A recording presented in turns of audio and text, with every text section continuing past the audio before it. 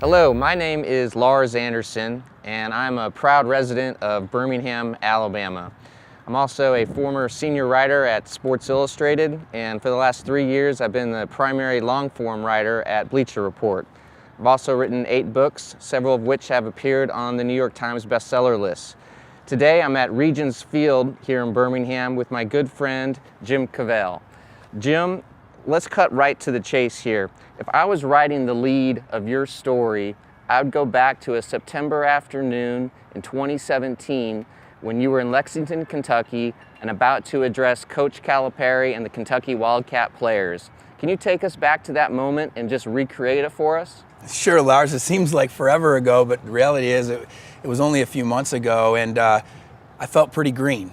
I'm an experienced entrepreneur, but this is a new venture, and I'm standing there getting introduced by the officials at Kentucky to the basketball team because my new software company, INFLCR, is going to be serving the team and the staff with our software as a service. And I get up, talk to the team, take them through the platform, show them how it's going to literally change the game for them in regard to telling their story on social media throughout their time playing for the Kentucky Wildcats, and how it's going to really help set them up well for whatever they do after college is over, which of course at Kentucky, for more than half of them, means NBA. And the best part was the validation after I got done speaking. Coach Cal gets up and says, guys, this is big time stuff. And I hope you're really listening because we do everything here like pros. We play like pros, we train, we eat like pros, and now we're doing our brands like pros. And man, what a feeling that was. All right, let's pull back a little bit. You're the founder and CEO of INFLCR. Can you just tell us exactly what INFLCR is and what it does? Of course.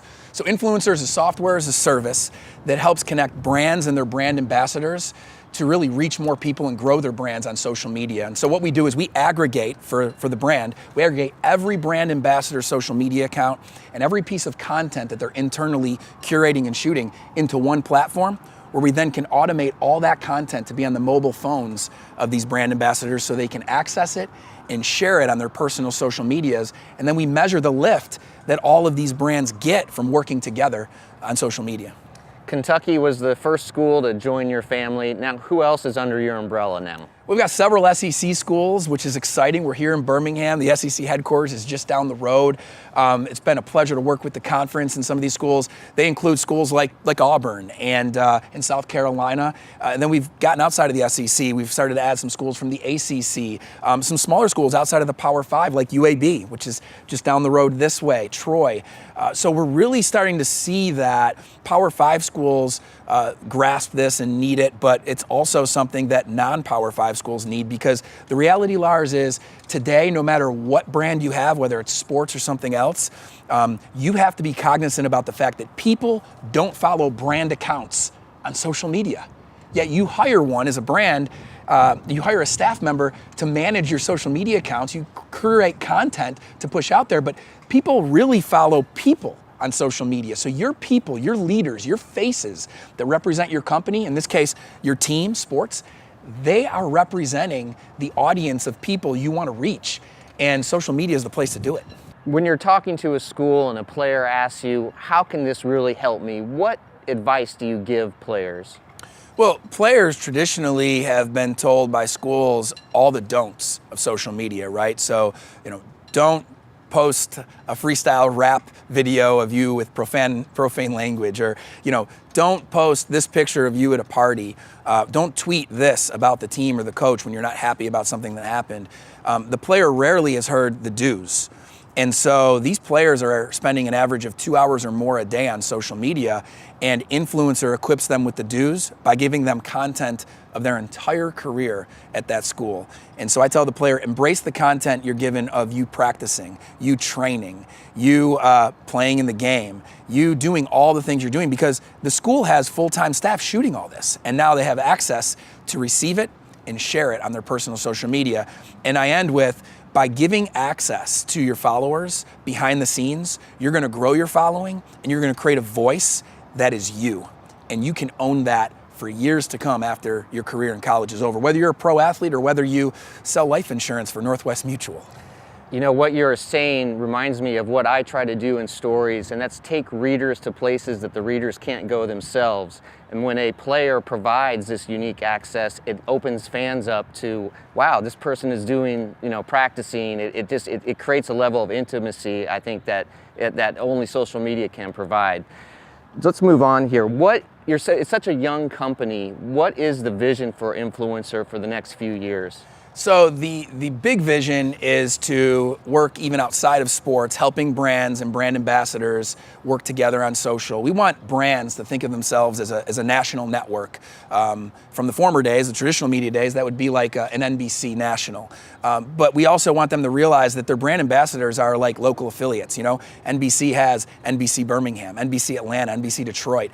And so really, no matter what industry they're in, we think we can serve them with our software as a service to reach a bigger audience and help grow their brand ambassadors, personal brands, while growing the big brand at the same time. But when you reverse engineer it, right now we want to dominate in sports. And so we started in college sports. We want to serve over 50 schools in the next 18 months.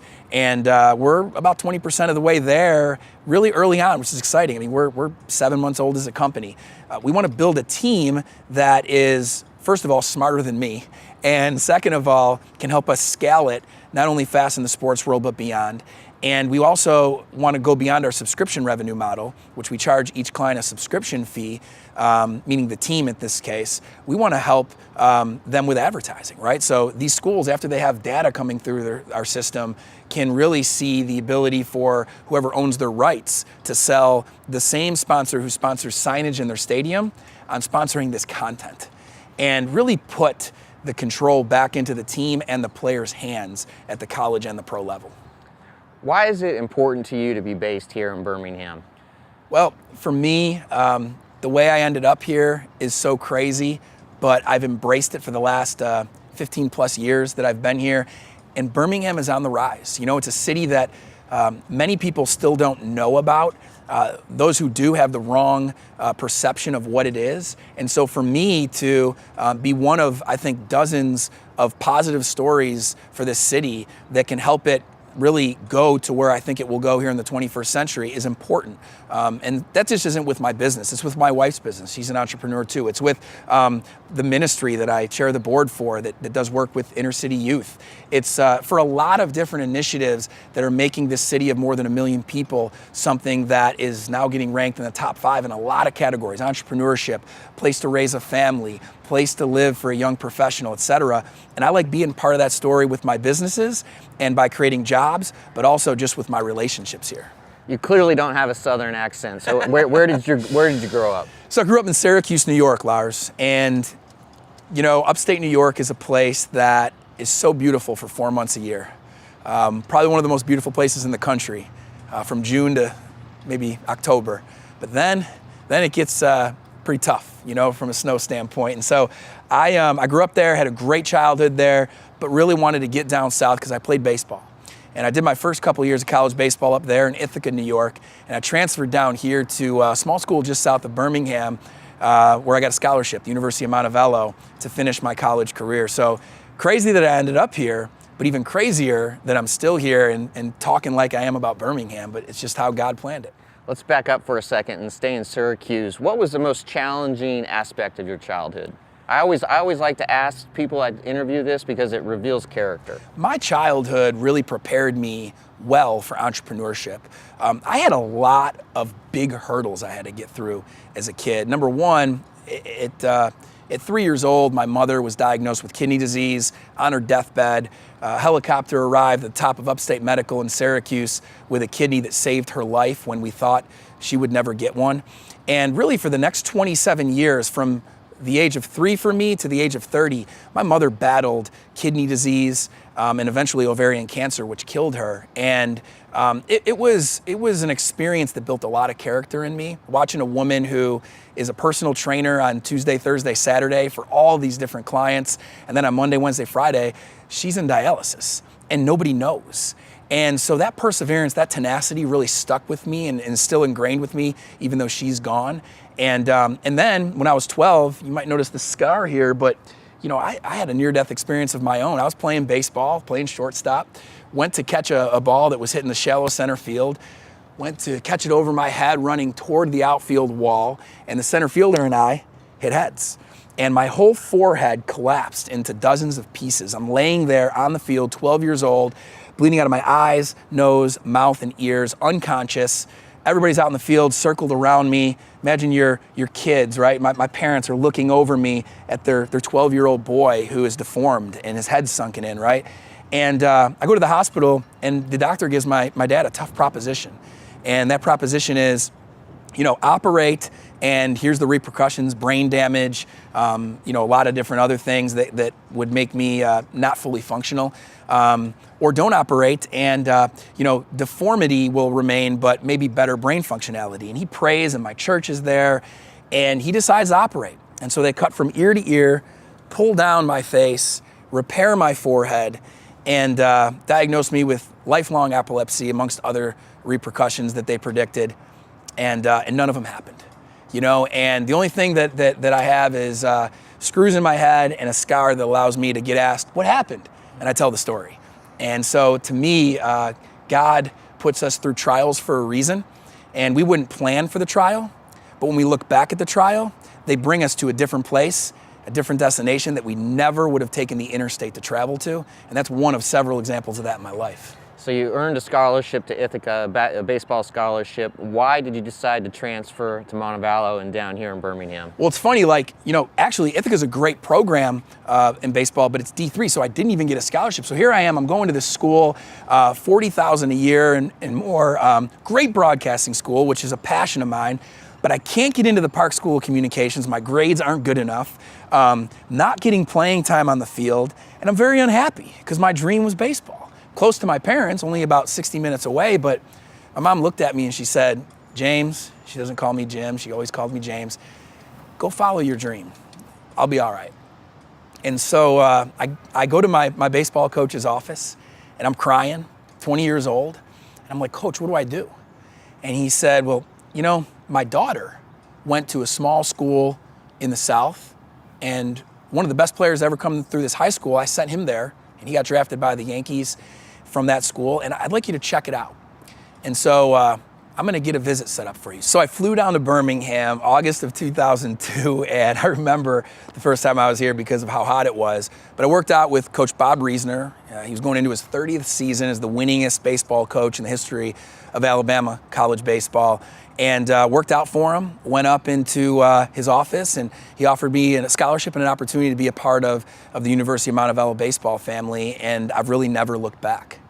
You ended up majoring in broadcast journalism, and you dabbled in journalism a little bit right after you graduated. Can you tell us a little bit about that? Yeah, so it's funny because I never took one business class at Montevallo, yet here I am teaching business to everybody I can and preaching it to everybody I can. But for me, building the University of Montevallo's broadcasting channels, basically I built a TV radio network for the school, taught me how much I love entrepreneurship. Because I had to be a generalist. I had to raise money, get sponsors, hire student workers, buy equipment, learn how to use the equipment, basically be an engineer and the talent and the generalism of it. I loved it. So I made a decision after those 2 years at Montevallo of running this network I started that I wasn't gonna work for a news station in a weekend anchor position, making, peanuts. I was gonna be my own guy. I was gonna start a business, still dabble a little bit in broadcasting, but really build something that could scale. There's some rumors out there that footage exists of you being a sideline reporter for some ESPNU games. Yeah. What was that like? Yeah, so ESPNU, CSS, Comcast Sports South, it was called College Sports South before that, were all networks I worked for as a sideline broadcaster, and there's some good footage of me doing some funny stuff. I loved it, Lars. The adrenaline of the moment and being live brought me back to baseball, brought me back to sports. And while it was tough for me to transition out of baseball, just like some of those other tough experiences in my life, I felt blessed that I had a new passion, and I got to take all the perseverance and hard work and character I got from playing baseball for some old school men who did things the way they were done, in the 50s and 60s, because they had been around a long time. They made me tough. And I got to apply that to something new, and that was a lot of fun. But you probably could YouTube Jim Cavale broadcasting and find some funny stuff. What was your first real job after leaving journalism? So part of what I started, so the name of my first company was J. Anthony Productions, which my middle name is Anthony. And out of that company, we spawned a few different products. One was a streaming product for small colleges to be able to stream audio and video of their broadcasts. And the other was a recruiting network that we built where high schools could pay a fee and basically get any of their student athletes exposed to a whole directory of college coaches. That was called Next Specs. And so these two businesses were pretty much running under the same umbrella. And I was the founder and CEO, and I had a small team. And we really had a lot of fun because we were helping the lower level athlete, the non-D1, non-blue chip high school athlete, which was me, get recruited. And we had so many great stories in so many sports at all levels, small D1 down to JUCO. And then at the same time, we were helping colleges who were never on TV get their broadcast out to the few hundred people, parents, friends, fans who wanted to see those broadcasts. And we found a good mousetrap with subscription revenue that really created a growing business. Unfortunately, during this business, I probably made the biggest mistake still to date for me as an entrepreneur, and I gave up the subscription model to these high schools and colleges that were my clients to try to have more volume and create an ad revenue model. It really hurt my business. And I was blessed to be able to transition out of it, allowing the technology in my number two to go to another recruiting outfit and allowing me to move into my next thing. But learned a ton from those first 5 years with that business and as a brand new entrepreneur. The big next phase of your career was being connected with Iron Tribe. Can you tell us what Iron Tribe is and how you were able to help grow Iron Tribe? Iron Tribe is an amazing brand that basically exists to transform lives, build transforming fitness communities. And it started in Homewood, Alabama, just down the street. At the time I lived in Homewood, and I was one of the first clients. It had a big impact on my life during a real transitional time. I was exiting out of Next Specs and J. Anthony Productions and looking for my next play as an entrepreneur. And I was in this gym getting impacted as a client, and I approached the owner, who I'd become friends with, and said, what would it look like for this to be a national brand?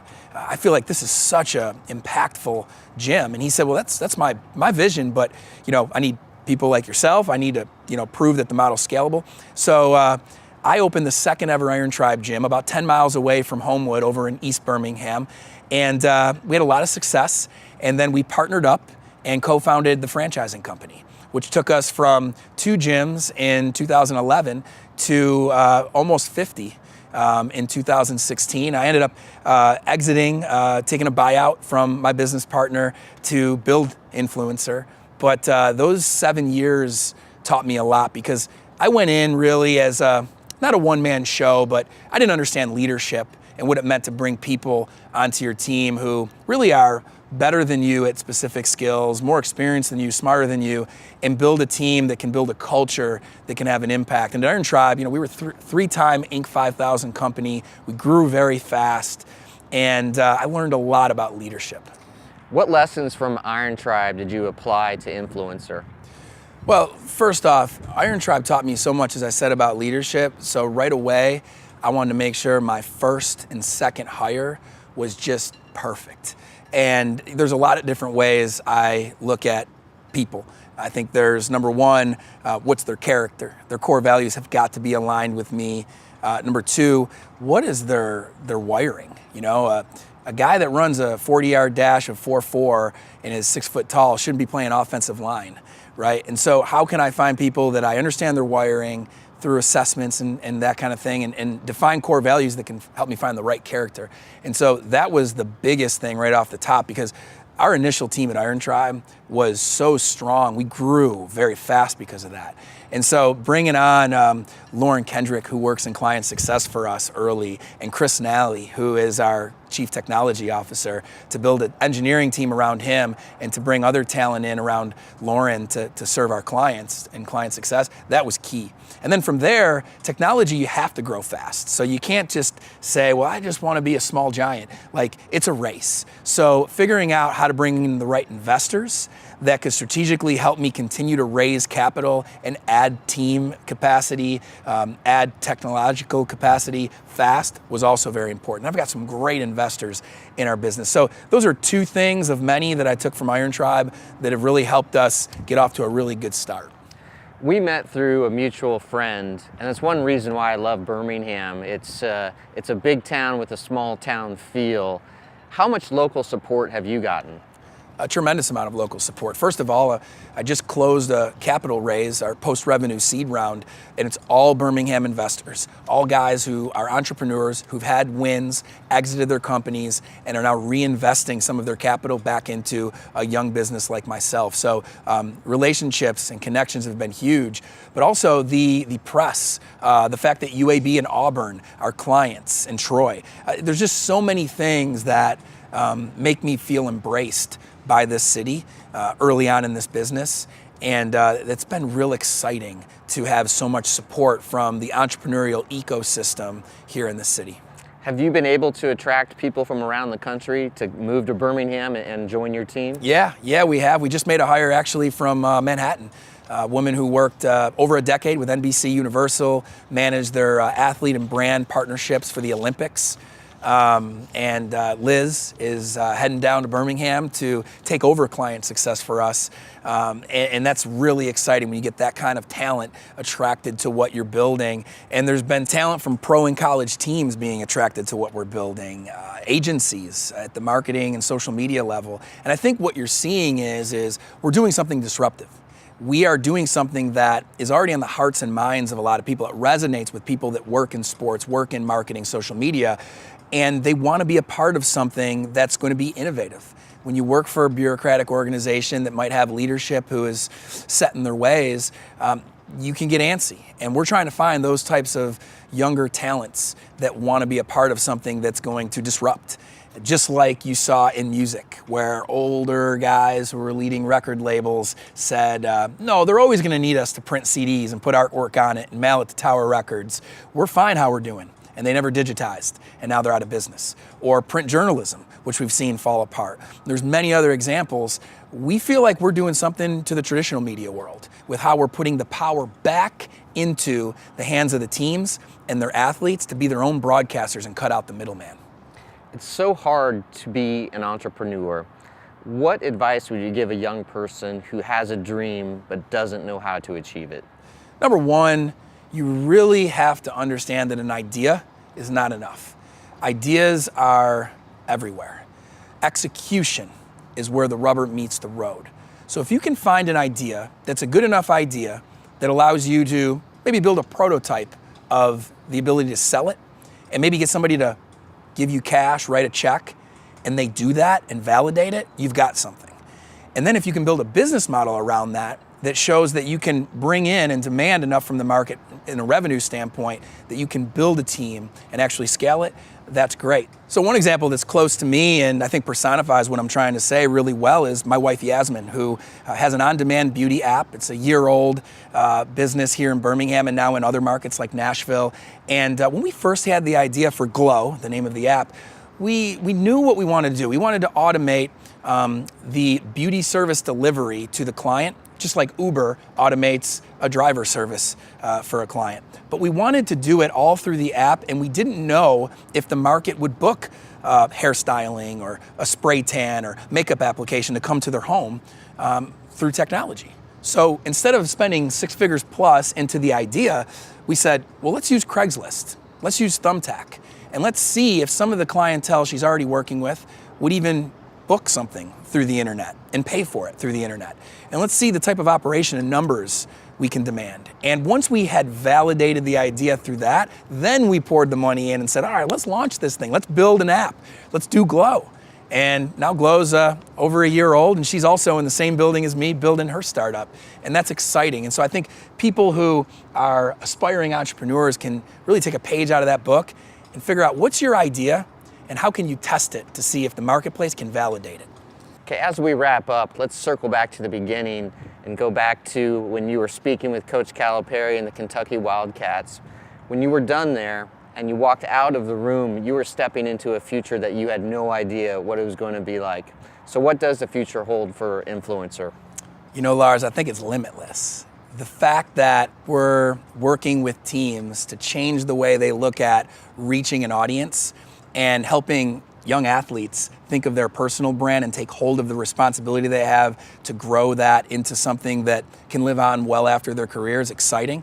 But it's really just the beginning, because while we're going to continue to add new clients at the college athletics level, the way we're thinking for brands generally in any industry is very disruptive. It's got a lot of opportunity to do some really big things.